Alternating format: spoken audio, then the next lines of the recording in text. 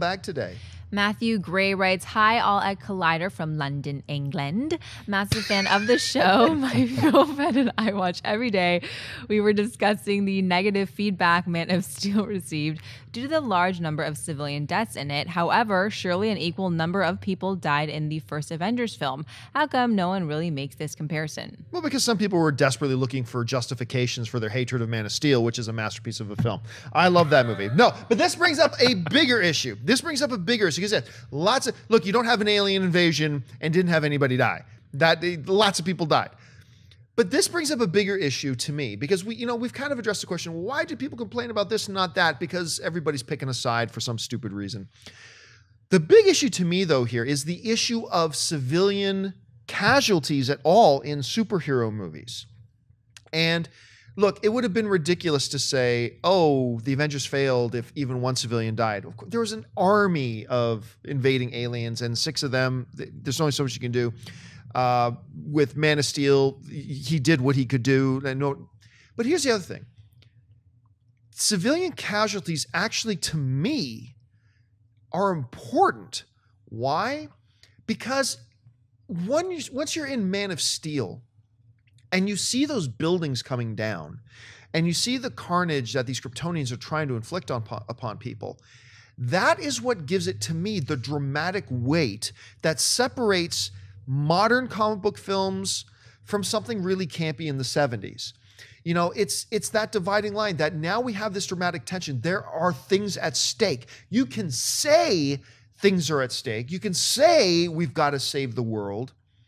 But it isn't until that little dog doesn't make it out from under the rubble. It isn't until you see that one car get crushed by the falling debris. It isn't until that dramatically we don't feel the weight and the severity of the situation until that happens. It's a very important tool, I think. Now, don't get me wrong.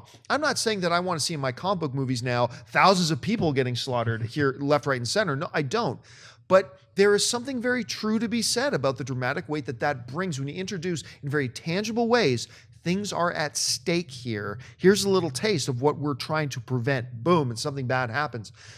So to me, it's important for these things to happen. Anyway, Schnepp, as a director yourself, how would you approach stuff like that? How do you like to see that stuff? Well, it's a really interesting comparison, not just Avengers versus Man of Steel. I'll go back to Superman 2, and the 3 Kryptonians are fighting Superman in Metropolis, and Zod realizes he cares about them. Remember that scene? Yes. That's the differentiation between us and him. If we can inflict pain on them, that's his weak spot, and then we can kill him. And a bunch of silliness. There's a guy talking on the phone while they're blowing their wind breath and stuff. Certain scenes in that don't follow through. Certain scenes really do. I mean, I still love Superman 2. But that's just indicative of that time period. He takes them away to his fortress of solitude to fight them because he's like, I'm going to make you, chase me down because, he's running away, whatever. With Man of Steel, he'd only been Superman for one day. I mean, that's my argument for people are like, well, how come he didn't take them away from, Metropolis? He's why? Because if he flew away, say, chase me, Zod, Zod will be, no, I'm good right here. Yeah. Kill. They have this thing destroying the planet, so it's a number of things that happen there. And yeah, I mean, actually the civilian casualties, I'm really happy to see that Batman v Superman is going to be taking that into consideration. Yes. And using that as a major story point to bring Bruce Wayne into the battle, to fight Superman or whatever's going to happen with that. I think it makes sense. And it actually makes the character of Superman, Clark Kent, Kal-El, whatever you want to call him, more powerful because he's learned something in this, and he's learned the value of human life, and he's learned that why he's here as maybe a defender or a person on this planet to be better than, to help. I think all those things, you could have gotten away without having, 1 million people die or even one person die, but that's the story they decided to tell, and they're moving forward with it. So I think it's a cool thing.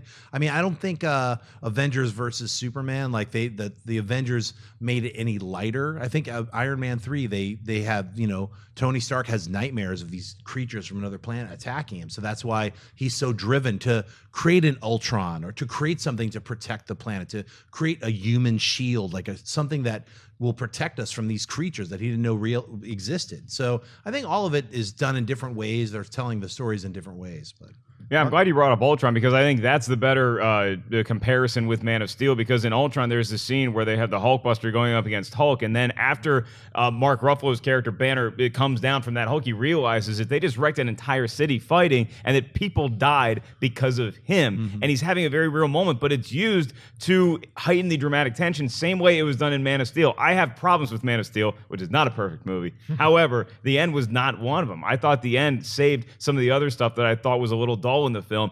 And again, when you look at it in context of what it's going to mean for Batman v Superman, where this is the whole reason, those civilian deaths, sad albeit, is why Ben Affleck is running towards all that action when everybody else is going away from it in the new trailer. So there's a reason going forward in the story that all those people had to die. What we should have in both Marvel and DC movies is the civilian death counter, like what we had in Hot Shots Part 2, where we just get as many people dying, we see if we can break records. The most civilian deaths of all time, to my knowledge, in one movie, Star Wars, A New Hope.